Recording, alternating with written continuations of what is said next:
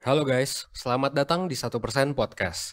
1% adalah startup life school terbesar di Indonesia yang berfokus pada isu kesehatan mental, pengembangan diri, dan edukasi life skill. So, basically 1% itu ngajarin gimana caranya agar lo bisa belajar dan berkembang menjadi lebih baik, seenggaknya 1% setiap harinya, menuju hidup seutuhnya. 1% Podcast adalah podcast yang ngebahas beragam hal menarik yang mengacu pada kurikulum 1%. Mulai dari fundamentals and basic skills, basic mental and physical problems, self-knowledge, relationship, karir dan produktivitas, filosofi, dan juga pop culture. Pada setiap subtopik yang ada, nantinya itu semua akan dibahas oleh hostnya masing-masing. Dan juga akan dibicarakan sama founder, mentor, psikolog, dan juga pakar yang expert dalam bidangnya. Kalau semua bisa ngedengerin 1% podcast via Spotify, Google Podcast, Apple Podcast, YouTube, dan juga berbagai platform podcast lainnya. So, don't miss out and stay tune karena setiap harinya kita bakalan upload di jam 10 pagi. And that's all. Enjoy 1% podcast.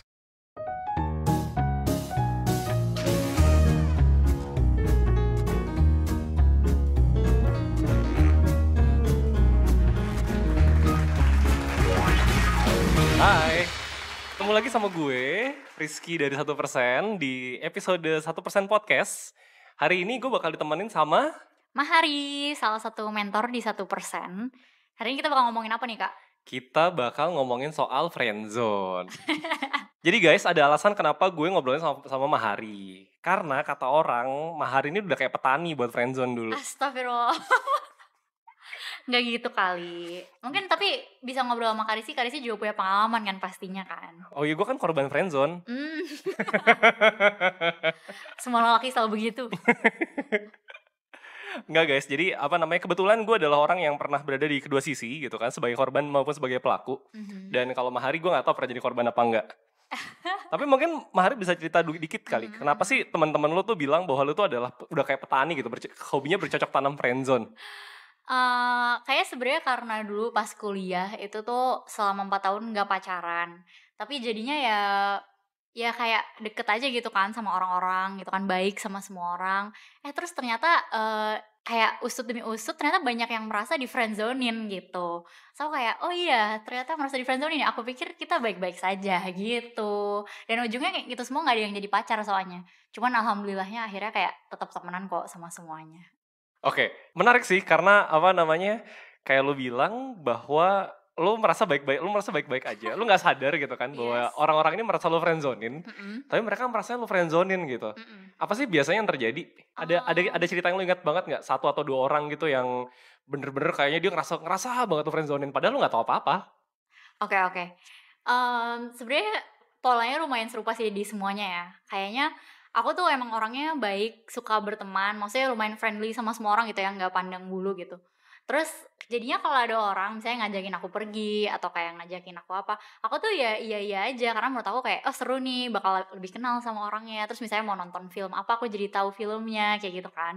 Terus ternyata, abis aku mengalami beberapa kali friendzone, aku sadar, oh ternyata dengan aku baik, dengan aku kayak misalnya mau dengerin cerita dia, terus habis itu mau nonton film bareng sama dia, kayak buat dia itu artinya kayak aku tuh suka sama dia. Karena kalau aku nggak suka sama dia, harusnya tuh aku nolak, nggak usah ikut nonton dan nggak usah dengerin cerita dia dan lain-lain. Padahal ya buat aku pikir itu default aja sih kayak ya aku emang orangnya kayak gitu, gitu. Cuman kalau dipikir sekarang kayaknya jadi agak-agak ada rasa, kayaknya dulu agak kurang bijak ya gitu, mungkin harusnya bisa lebih menentukan. Oke, Mhm, jadi kalau menurut Mahari, mhm. sebetulnya perlakuan bahwa lu mau dengerin cerita segala macam itu adalah perlakuan yang biasa aja gitu buat Iya, lo. betul. Nah, tapi buat mereka tuh spesial. Yes. Kenapa sih mereka mikir itu tuh spesial? Nah, yang aku sadarin adalah kebanyakan dari mereka tuh nggak pernah punya temen ataupun mungkin, siapa gitu yang benar-benar mau dengerin cerita mereka, terus kayak menganggap mereka itu, in a way berharga kali ya gitu.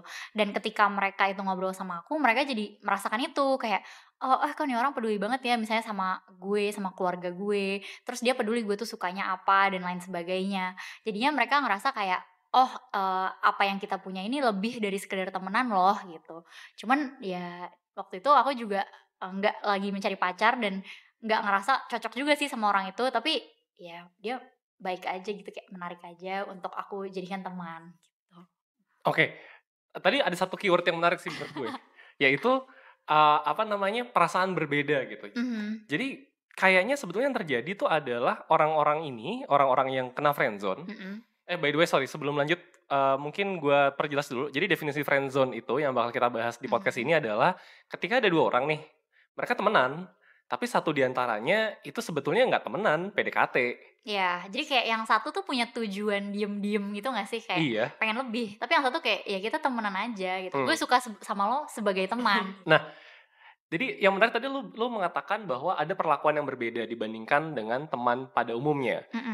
Dan menurut gue, itu sesuatu yang make sense banget. Bahwa itu bisa jadi orang tuh ngerasa, oh ini lebih nih. Karena dibandingkan perlakuan teman-temannya ke dia, ya emang beda gitu kan. Iya. Padahal bisa jadi yang melakukan itu yang dianggap nge-friendzone gitu kan. Ya emang gitu ke semua orang aja. Iya.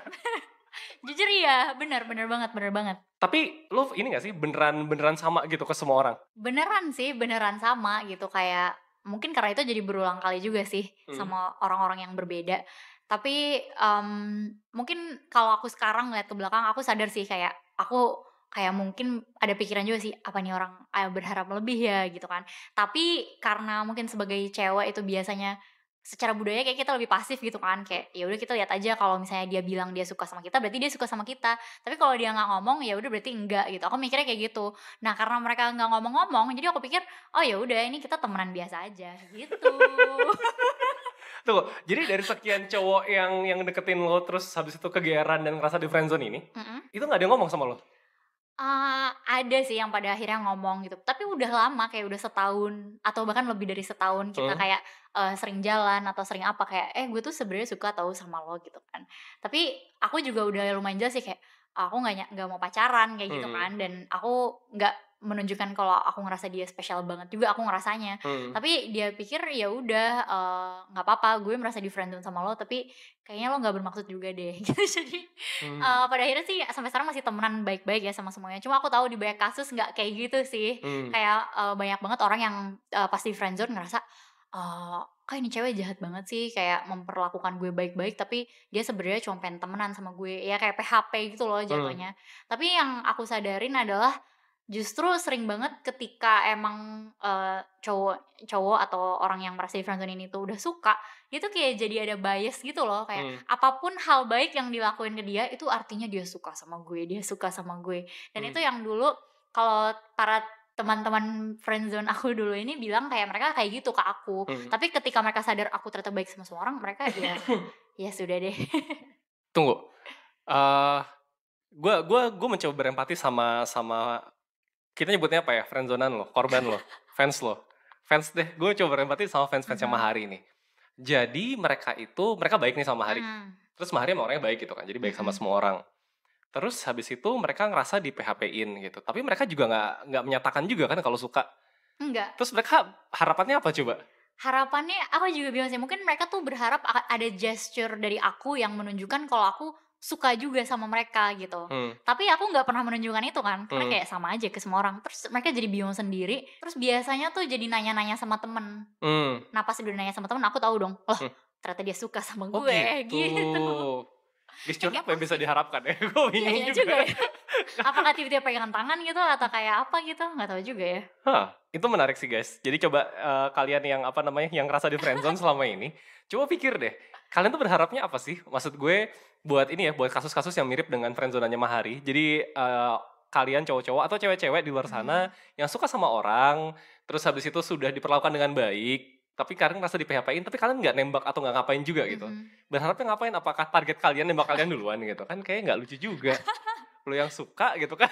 Betul, bener-bener. Dan ya kayaknya sih kebanyakan alasannya juga adalah kenapa akhirnya tuh kayak nunggu-nunggu ada gesture tertentu dan pada akhirnya nggak ada juga, itu karena sebenarnya takut juga sih mau ngomong. Ya nggak sih Kak? Kayak takut banget kalau misalnya ngomong kalau dia suka nanti jadi nggak bisa temenan lagi, atau mungkin nanti interaksi mereka tuh kayak bakal jadi canggung gitu. Ya udah deh nggak apa-apa gue memendam perasaan gue nih, tapi kita bisa lanjut jalan terus dan lain-lain. Aku sih mikirnya kayak gitu.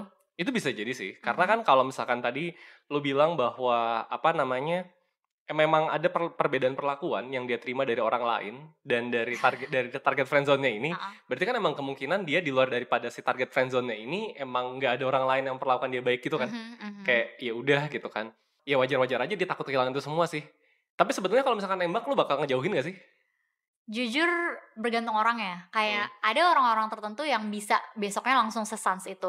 Ada yang kayak marah, sakit hati, butuh 3 bulan kita nggak ngomong dulu. Jadi kalau Ini yang marah sih korbannya apa lunya? Korbannya. Oh, jadi kayak kalau dari aku sih aku menyesuaikan aja kayak enaknya gimana kalau dianya gitu. Karena kalau aku sih aku sans aja, pasti ada lah awkward yang kayak ya maaf ya kita nggak bisa saling memenuhi kebutuhan kita gitu kan. Tapi ya udah habis itu lanjut aja.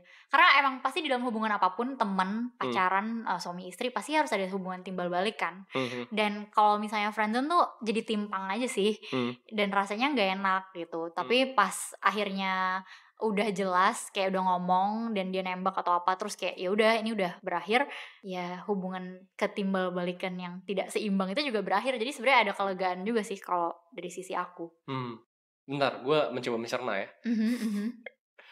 Terus kalau misalkan salah satu dari cowok-cowok itu nembak lo, bakal lo terima gak sih sebetulnya? Enggak. Kenapa? Apa sih yang ngebedain? Kan lo emang berbuat baik. Gue ngerti lah lo emang berbuat baik sama semua orang gitu kan. Lo emang ramah segala macem. Tapi kan buat orang-orang ini kan mereka tuh pasti udah ngasih effort lebih buat lo. Kemudian kalian juga pasti spend waktu lebih banyak kan dibandingkan lo dengan teman-teman lain yang beneran saling casual gitu kan. Apa sih yang tetap bikin lo nggak mau sama mereka? Meskipun sebetulnya ya lo udah cukup nyaman gitu jalan bareng segala macem.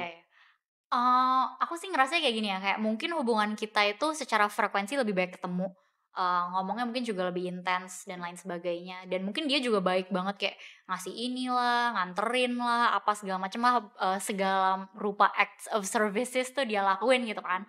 Tapi sebenarnya kan yang bikin kita suka sama orang dan pengen sama orang itu bukan kebaikan-kebaikan atau kayak hal-hal yang dia lakukan, tapi lebih ke kayak karakteristik orangnya tuh cocok gak sih sama kita gitu kan. Apakah kita merasa kita bisa gimana ya kayak 1+1 sama dengan 100 gitu loh sama dia. Apa sih itu bahasanya ya. Tapi intinya aku kalau misalnya sama orang-orang yang akhirnya friendzone ini dan bukan jadian, itu aku ngerasa ya kita nggak cocok juga gitu. Aku nggak ngerasa akan nyaman dan akan bahagia kalau aku pacaran sama dia. Lebih enak jadi teman. Tapi kan kamu nyaman-nyaman aja gitu dengan mereka, dengan segala hal yang lebih daripada sekedar teman biasa ini gitu. Apa sih yang bikin kamu masih mikir kayak, wah ini nih, kalau sama dia nggak 1+1 sama dengan 100 nih? Apa aja tuh biasanya?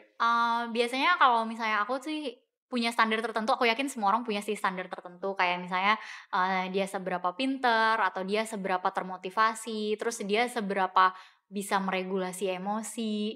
Kayak dia tuh ambiar gak sih orangnya. Aku tuh sering banget kayak kalau dia tuh baik sama gue, tapi dia ngurusin hidup dia sendiri aja masih ambiar, kayak gue gak mau sih pacaran sama orang ini kayak gitu. Karena kayak kita kan pacaran bukan buat ngurusin keambiaran orang lain kan, tapi kayak buat sama-sama menjadi hal yang baik gitu, nggak sama-sama menjadi hal yang ambiar. Jadi aku rasanya seringnya kayak gitu, kayak mungkin belum matang aja kali ya waktu itu orang-orangnya. Itu make sense banget sih. Apalagi pas lu bilang bahwa ternyata orangnya ambiar aja gitu. Karena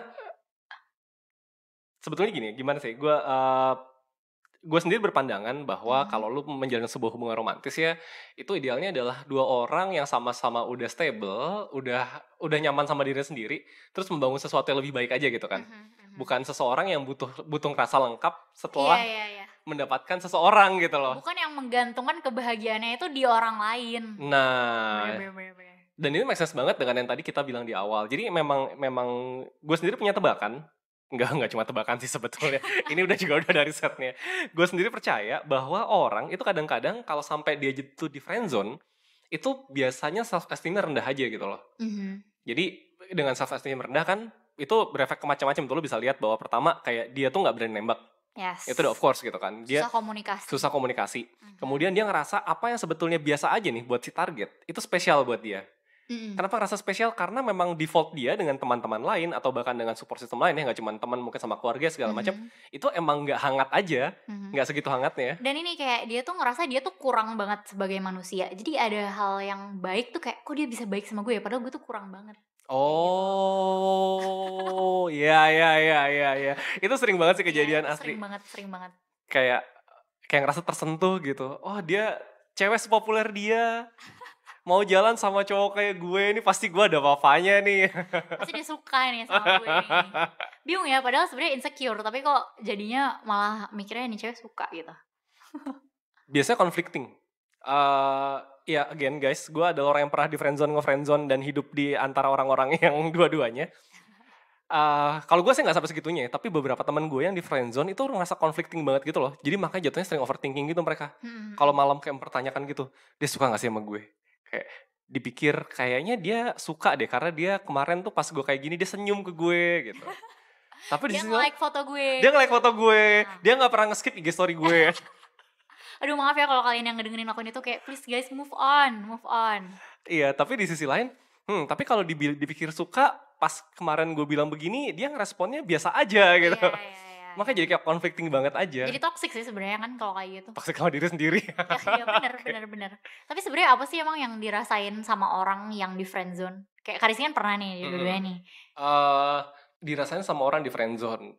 Kalau gue sih gini ya, waktu gue di friendzone itu kayak gue tuh ngerasa gue di challenge gitu loh untuk berusaha lebih. Oke. Jadi kayak gue nggak tahu ya waktu itu kebetulan kisah friendzone gue nggak ini sih guys, nggak ideal banget. Itu bener-bener apa ya, kayak roller coasternya lebih serem dibandingkan roller coaster teman-teman gue yang di friendzone. Gue juga nggak tahu kenapa. Tapi waktu itu tuh gue bener-bener ngerasa kayak gue tuh di challenge lebih aja, bahwa gue tuh masih belum cukup oke buat dia, tapi gue ada kesempatan buat jadi oke. Gitu. Dan karena gue cerita aja deh. Cerita dong. Jadi ada satu cewek sama gue, kita tuh saling friendzone kayak bertahun-tahun. Kok friendzone bisa saling ya? Kayak ganti-gantian aja. Kayak kadang-kadang gue yang ngejar gitu kan, terus ya udahan, terus dia yang ngejar, terus guenya lagi gak berpikir sama dia, terus udah bolak-balik aja gitu. Yang terjadi tuh adalah setiap kali gue di posisi sebagai gue pengejar, dan karena gue tahu gitu, dia tuh sebenarnya juga ada rasa sukanya sama gue juga. Tapi dia nggak mau jadi pasangan gue gitu. Berarti masih ada yang kurang nih di gue nih. Apa sih yang harus gue improve supaya dia pada akhirnya mau sama gue. Dan itu kayak stressful aja. Itu mulai dari kadang-kadang bahkan ya self esteem gue turun gitu kan. Karena gue mikir apa ya yang bikin gue gak cukup layak buat dia iyain kali ini gitu. Iya. Astaga aku jadi ini deh, triggered deh. Aku pernah di friendzone orang juga nih ternyata. Aku pernah ngerasain tuh yang kayak Karisi rasain sumpah. Gimana? Baru keinget. Ya itu sih kayak kalau aku sih pas di friendzone jadi ngerasa kayak kenapa dia cuma mau temenan sama gue gak cukup kali ya kayak ya itu kayak bener sih di challenge dan tapi pada akhirnya sadar kalau gue mau udah kayak apapun kalau dia emang gak suka sama gue ya udah dia emang gak suka sama gue sih gitu bukan berarti selalu ada yang kurang sama gue gitu sih yang aku rasain dan pelajaran dari friendzone itu.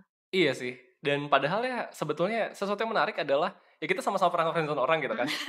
Tapi pas kena friendzone ya ambiar-ambiar juga gitu.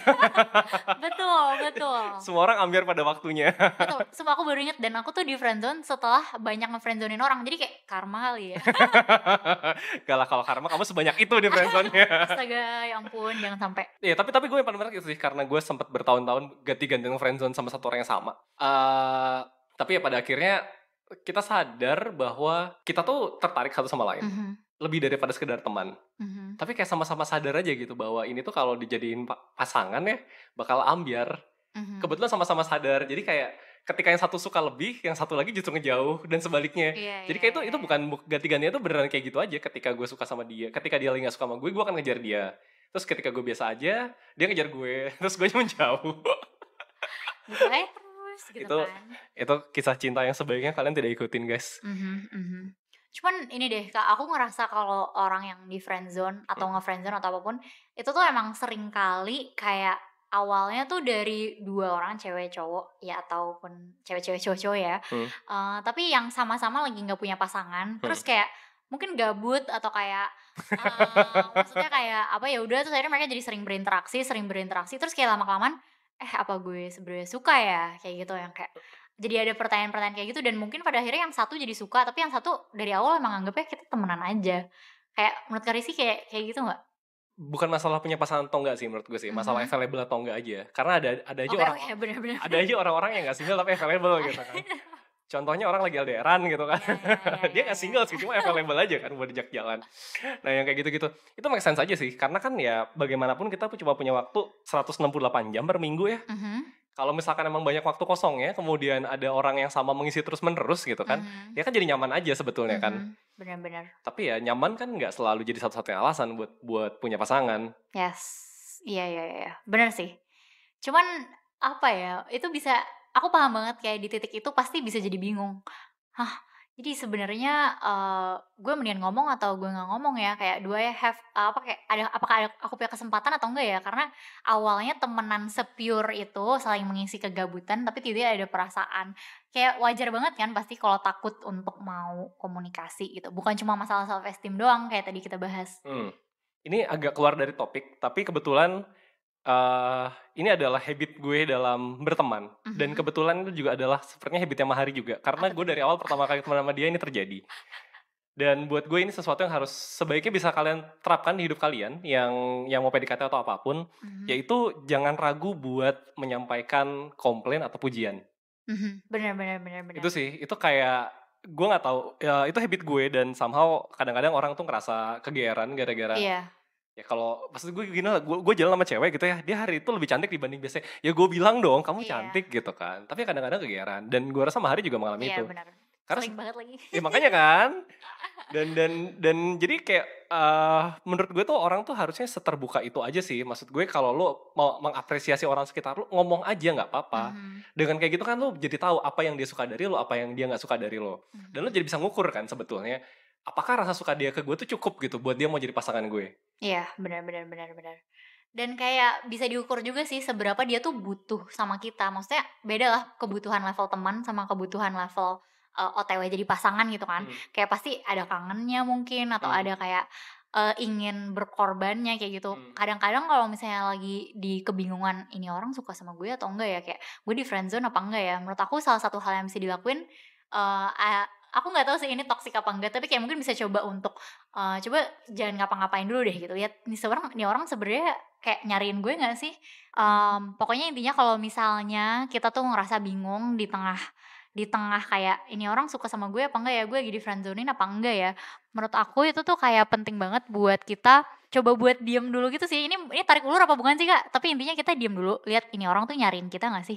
Kalau misalnya kita minta tolong bantuan sesuatu, dia mau nggak sih berkorban buat kita? Karena menurut aku dari dua hal simple itu jadi bisa ketahuan sih, dia tuh ya selevel temen atau lebih intens dan selevel OTW bisa jadi pacar. Gue sih, gue orangnya against tarik ulur sebenarnya. Tapi itu sesuatu yang valid dalam artian, of course seberapa niat dia ke lo itu kan emang ngaruh ya. Cuman ya mungkin nggak harus disengaja juga sih kayak ngetes gitu sih. Gue paling nggak suka dengan konsep ngetes. Sebenarnya aku juga nggak suka sih, tapi gimana dong biar tahu? Ya, komunikasi sih. Ya refleksi aja sih sebetulnya kan kayak lo lakukan secara natural gitu kan. Secara natural. Kalau emang lo sehari-hari sebetulnya bukan orang yang clingy dan butuh dibantu setiap saat, ya it's okay kan. Maksudnya lo dapet pasangan yang nggak segitu care-nya sama lo ya nggak apa-apa juga kan. Kalau emang by default emang lebih independen, it's okay sih. Tapi gue lebih ke ya kayak lebih dievaluasi aja sebenarnya. Kayak kalau emang dia baik sama lo gitu kan. Dan ya udah, apakah lu cukup gitu, dan tanya ke diri sendiri juga gitu. Kalau dia baik seperti itu, apakah itu cukup buat lo? Dan tanya juga, misalkan lo baik sama dia gitu, apakah itu cukup buat dia? Kan kalau lo komunikasi gitu kan, dengan tadi guys, seterbuka mungkin aja. Kayak lo ngomong, lo baik banget, gue seneng ngobrol sama lo gitu kan. Dan kalau misalnya ternyata itu ada sesuatu yang buat dia positif, ya oke, gue ganti contohnya nggak nyambung. Misalnya gini, kayak misalkan, kayak gue pertama kali kenal sama Hari, gue langsung expressing betapa menurut gue dia itu pinter banget. Ya Allah, alhamdulillah. Nah, kalau misalkan Mahari suka sama gue waktu itu sebetulnya, dan dia tuh tinggal find out aja sebenarnya kan, apakah pinter itu adalah sebuah kriteria buat gue pacarin atau enggak? Iya, benar. Ya kan, dengan kayak gitu jadi orang itu bisa ngukur gitu loh. Jadi buat kalian nih yang nge-friendzone, expressing aja sejujur mungkin gitu loh. Apa yang kalian suka, apa yang kalian nggak suka gitu. Begitu juga yang di friendzone. Jadi kayak lu bisa ngukur sendiri. Benar. Iya. Dan kayak ya itu lagi sih, kenapa menurut aku butuh kita secara aktif, ya mungkin secara aktif gak usah tarik ulur, tapi secara aktif kita refleksi, secara aktif kita mikirin sebenarnya itu kayak gimana. Karena kalau kita lagi di friendzone, kita tuh otomatis punya bias kalau misalnya apapun, hal baik sekecil apapun itu artinya nih orang suka, padahal kayak lo realistis lah, orang di dunia ini emang banyak yang baik kok, dan baik tuh gak selalu berarti kita suka dan pengen jadi pacar lo gitu. Jadi lebih ke hal itu sih mungkin dibandingkan kayak harus tarik ulur atau apa, tapi lebih kayak sadar sadar aja sebenarnya selama ini apa yang terjadi dan lo tuh bias apa enggak. Mungkin lo bisa tanya temen lo juga kali ya, kayak Mungkin menurut kalian kalau gimana? kayak gitu ceritanya, Mhm. dia bias karena oh dia baik nih maka dia suka sama gue. Itu mungkin sangat relate sama yang tadi kita bahas di awal bahwa ya emang kurang banyak aja orang baik di hidup dia gitu kan. Iya, Jadi kayaknya sad. mungkin buat kalian yang di friendzone, tips pertama yang bisa kalian lakukan adalah kalian coba deh benerin pertemanan kalian deh. Bener-bener, cari support system yang Dari support baik. system gitu, beneran tuh kelilingnya diri lu sama orang-orang yang berkualitas. Mhm. Jadi kayak lu tahu gitu bahwa orang-orang berkualitas, baik, mungkin yang cantik, Mhm. mungkin yang pintar, ini tuh kayak apa sih orangnya? Dan lo tuh nggak ketergantungan sama si satu orang ini yang nge-friendzonin lo, kayak ya udah Mhm. lo punya banyak orang lain yang bisa nerima lo, bisa menghargai lo, dan lo nggak butuh ada di hubungan yang agak toksik juga kan sebenarnya friendzone kan, kayak lo Iya. berharap lebih tapi lo nggak bisa apa-apa, nggak bisa apa-apanya sih yang bikin toksik. Jadi kayak cari lingkungan di mana lo merasa nyaman dan diterima, dan lo nggak butuh jadi orang yang ngasih terus tanpa menerima kembali gitu kan, itu kan sedih banget. Ini relate sama ini sih. Gue pernah baca satu riset yang bilang bahwa kemungkinan romance itu sukses itu adalah kalau kalian itu punya social value itu mirip-mirip. Mhm. Nah, jadi dalam artian gini, kadang-kadang tuh kayak tadi ya, kayak orang-orang yang nge-friendzone karena populer, karena dia emang baik ke Mhm. semua orang segala macam, itu pasti kan social value-nya tinggi gitu kan. Iya. Kemungkinan yang sampai ngerasa di friendzone itu ngedeketin padahal social value-nya tuh di bawah Iya, dengan benar cukup benar jauh benar. gitu kan. Mhm. Jadi dia kayak nggak punya komparasi gitu. Apakah emang orang-orang di social value tinggi itu emang semuanya baik atau Mhm. dia doang yang spesial nih gitu Iya kan. iya iya. Dan itu bikin bikin jadi apa ya? Dan buat gue ini juga penting karena ketika kalian tuh sangat-sangat berbeda, itu susah gitu buat relate satu sama lain. Iya. Jadi Benar susah benar benar buat benar. ngerti apakah oh ini ada sesuatu yang menyenangkan buat dia karena lu jauh aja sama dia gitu kan. Iya. Mungkin karena circle lo beda jauh gitu kan, apa namanya, mungkin Beda cara circle-nya berinteraksi kan beda cara sebenarnya. berinteraksi aja Mhm. gitu. Jadi memang sebaiknya ini kalau cari gebetan ya, cari yang mirip-mirip gitu loh, apa namanya, sosial Mhm. value-nya gitu kan. Jadi pertemanannya tuh mirip-mirip polanya, kemudian circle-nya juga ya kurang-kurang mirip-mirip lah. Ini yang kedua ya, berarti tips yang kedua nih? Tips yang kedua. Heeh, pokoknya kayak, minimalisir, apa ya, ketimpangan. Minimalisir apa ya, Kak, itu bahasanya ya? Gap. Intinya ya cari orang yang serupa lah gitu, karena kalau misalnya kita udah di dalam satu kelompok yang cara interaksinya lumayan mirip, kita lebih bisa menilai dengan objektif sih, Mhm, sebenarnya dia ke kita itu lebih dari yang biasa atau sebenarnya itu biasa aja. mhm. Terus kalau yang ketiga menurut aku itu pasti banget harus belajar buat mengkomunikasikan. Tadi emang di awal kita sempat ngomongin itu juga, tapi, kalau misalnya lo tuh bingung nih sekarang, gue lagi di friendzone apa enggak ya, gue lagi di friendzone apa enggak ya, kayak ya udah, lo sampein aja kalau misalnya lo kayak, sebenarnya gue tuh takut deh gue di friendzone sama lo, bisa aja kan ngomong Mhm. kayak gitu, kayak segamblang itu karena, aku pernah baca satu penelitian gitu tentang friendzone yang bilang kalau misalnya orang itu akan jauh jauh jauh lebih sakit kalau misalnya mereka itu nggak ngomong, kalau misalnya mereka suka sama si friendzone-annya ini, dibandingkan mereka tuh ditolak gitu. Karena kayak Oh. what if gitu kan, overthinking kan, kayak Dua tuh gak tuh jangan-jangan ya? kalau misalnya gue kemarin ngomong, kita udah jadian sekarang. Tapi kayak, ya Oh. udah sampai dia jadian sama orang lain aja kayak gitu, kayak sakit gitu. Jadi, Mhm. walaupun dua-duanya adalah mungkin pilihan yang bisa aja ada rasa sakitnya, tapi lebih bijak buat ngomongin sih, gitu. Hmm, hmm, betul. Oke, sorry gue tadi masih masih mau bahas yang nomor 2 sebetulnya. Oke oke. Jadi kadang-kadang gini ya, kadang-kadang tuh, kita emang kita mengidolakan seseorang gitu ya, terus kita pengen jadi pasangannya. Mhm. Dan menurut gue itu nggak baik sih. Of course gue tahu ada orang-orang yang kebetulan berhasil gitu kan. Long shot. Heeh. Cuman itu sebagian besar kasus tuh tidak berhasil. Mhm. Jadi kalau kalian pingin punya pasangan yang oke, sementara kalian sendiri nggak oke, pilihannya tuh ada 2.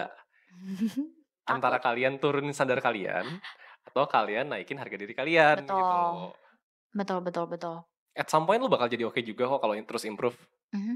Dan percayalah maksudnya walaupun yang lo idola-idolakan itu lo ngerasa kayak, "Entar kalau gue pacaran sama dia bakal enak, bakal ini." Tapi kalau kalian tuh beda jauh antara harga diri dan, lain sebagainya, itu bakal hubungannya nggak enak juga gitu, bakal penuh insecurity, terus Betul. kayak, cara komunikasinya juga bakal beda gitu. Mungkin karena itu kayak kalau kita misalnya ngeliat artis, Hmm, kebanyakan pacaran sama artis juga hmm. kan, atau kayak politikus gitu sama politikus juga, atau kayak apa yang kayak ya nyambung dan cara interaksinya mirip-mirip gitu. Iya. Gue kebetulan beberapa kali ada dalam hubungan yang timpang, gue pernah ada yang gue jauh di atas, pernah ada juga yang gue jauh di bawah. Itu sama-sama gak enak sih. Ketika gue jadi bawah kayak lu bilang tadi, insecure banget gitu loh. Kayak kalau dia jalan sama temen cowoknya gue jadi cemburu segala macam. Tuh cowok tuh kan lebih oke dibanding gue, ntar dia ninggalin gue gitu kan. Terus pas gue di atas kayak ya udah kayak pas itu pasangan gue jadi insecure parah, terus dia cemburuan, terus ya kayak gitulah, kayak ngerecok-recokin gitu. Gue lagi main Dota sama teman-teman gue, dikira gue lagi selingkuh gitu kan, apa sih? Aduh.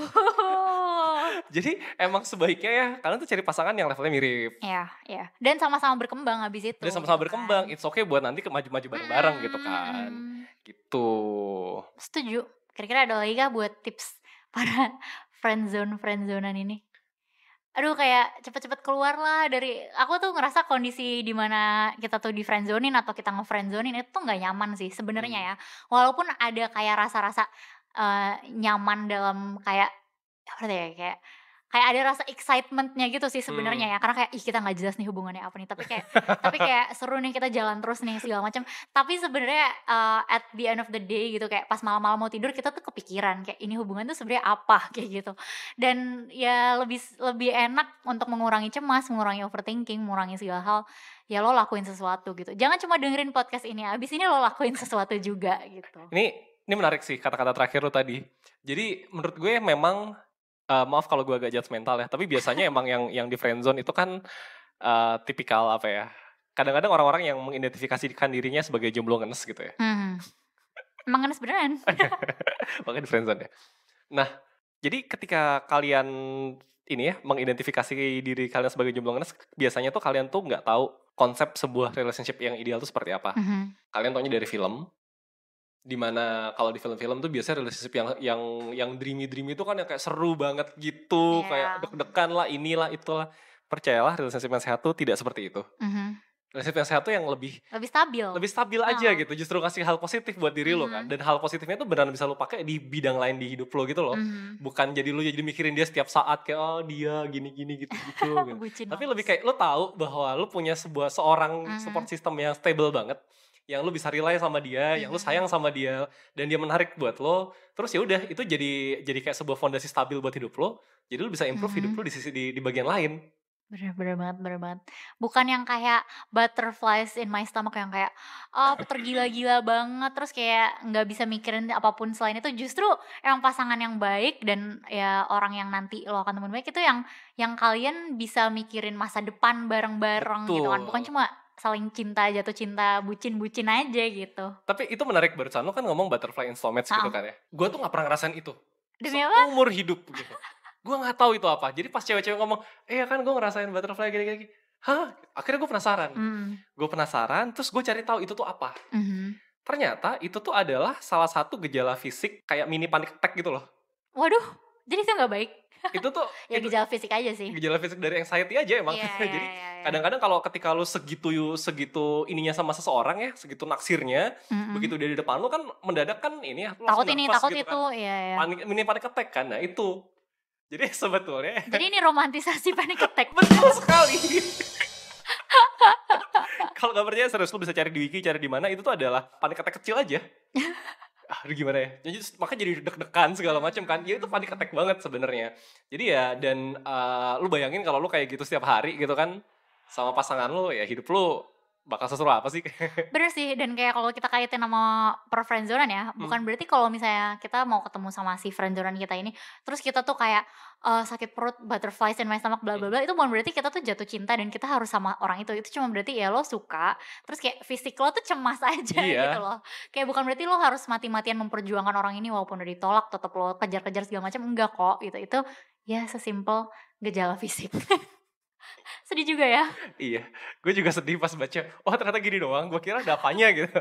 Banyak kok, ada berapa juta orang, berapa triliun orang sih kak di dunia ini? Ada 7 miliar orang. 7 miliar, 7 miliar orang, kayak udahlah.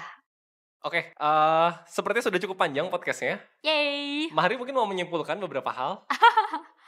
Mungkin kalau misalnya dari aku, kalau misalnya emang sekarang kalian lagi di dalam situasi friend zone gitu ya, coba mulai sadari deh kayak sebenarnya apa sih yang lagi terjadi kayak gitu. Misalnya kalian yang merasa sebagai korban ya, sebagai orang yang di friend zonein, sebenarnya kenapa kalian ngerasa kayak gitu?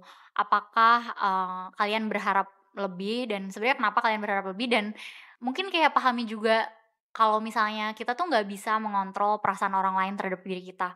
Kita bisa mencoba A sampai Z, tapi kalau ada orang nggak suka sama kita, ya udah nggak suka aja gitu. Bukan berarti ada yang salah sama lo, tapi bisa jadi emang kalian nggak cocok aja gitu, chemistry-nya belum ada. Tapi kalau mau evaluasi diri boleh loh. gitu Boleh kan. banget. Terus habis itu kalau misalnya kalian udah sadar, oke, aku di friendzone ini, tapi kalian kayak masih kepikiran deh, jangan-jangan sebenarnya kalau aku ini gimana gitu. Udah coba komunikasiin aja, kayak tanya, sebenarnya kalau misalnya aku kayak gini-gini, kamu bakal jadi suka gak sih sama aku? Atau kayak sebenarnya Jangan dong, jangan gitu komunikasinya. gimana Jangan pasif komunikasinya? agresif gitu. Gimana? Beneran bilang aja gitu kayak, menurut gue lo tuh menarik gitu loh. Jangan yang pasif agresif kayak, Enggak, aku kira ini kalau ditolak.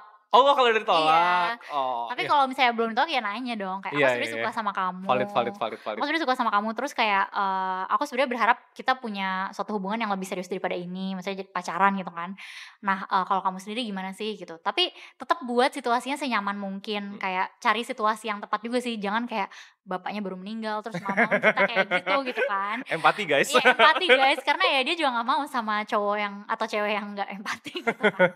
Terus habis itu buat situasi senyaman mungkin, kayak BTW kalau misalnya ternyata lo nggak suka sama gue atau apa, gue sih berharap kita tetap bisa punya komunikasi yang baik ya, tetap bisa temenan. Jadi dia juga nggak ngerasa tertekan kalau misalnya dia mau nolak atau mau bilang kalau dia nggak suka. Terus habis itu setelah kalian mengalami itu, kalian sedih, kalian marah, kalian nangis, terserah lah pokoknya rasain aja emosi-emosinya. Habis itu once udah accept, kayak udah nerima, oh ya udah nih orang emang gak suka sama gue, kita emang gak terlalu cocok, ya udah cari yang lain. Kayak banyak banget kok orang yang bisa memenuhi kriteria lo. Kalau misalnya belum ketemu, ya kalian lagi nyari di tempat yang salah aja. Bisa jadi. Ya udah sekian dulu dari kami. Jujur gue kalau ngobrol sama Hari terlalu excited, jadi gue juga susah buat men-summary, jadi biar dia aja yang summary tadi. Ya maaf ya kalau kemana-mana, tapi kayak menurut aku ini cukup merangkum sih tentang perfriendzonan. Perfriendzonan. Ya udah sekian dulu dari kami. Gue Rizky dari 1%. Aku Mahari dari 1%. Sampai jumpa di episode berikutnya. Dadah. Bye. Oh iya, sebelum selesai, kalau kalian yang tadi merasa bahwa apa yang kita deskripsikan sebagai alasan friendzone itu ada di diri kalian, which is tadi termasuk apa aja? Kalau misalnya kalian ngerasa mungkin kalian gak pede, gak berkomunikasi dengan baik, dan berbagai macam hal lah tadi kita udah omongin, dan kalian juga bingung mau cerita ke siapa, Gak punya atau support harus system apa, tadi gak ya? punya support system, bener banget. Itu kalian bisa banget sih mentoring. Ada banyak banget mentor yang udah terbiasa buat nanganin kasus-kasus friendzone. Jadi nanti kalian bisa terbantu. Aku yakin banget. Kalau nggak percaya, kalau mentor kita bisa ngurusin masalah self esteem, friendzone segala macam, dengerin aja Mahari dari tadi. Ya udah kalau gitu, semoga kalian yang ada di dalam jebakan friendzone bisa segera lepas, mau itu jadian ataupun mencari jodoh lain. Tapi yang jelas aku sih berharap dengan seenggaknya kita ngobrol-ngobrol kayak gini bisa menyadarkan sih kalau kayak kalian deserve punya jodoh yang baik dan beneran apa ya, hubungannya tuh sama-sama menghargai, sama-sama positif, bukan bertepuk sebelah tangan kayak gini. Hubungannya seimbang lah ya. Ya seimbang, betul. Ya udah sekian dari kami. Bye. Bye bye.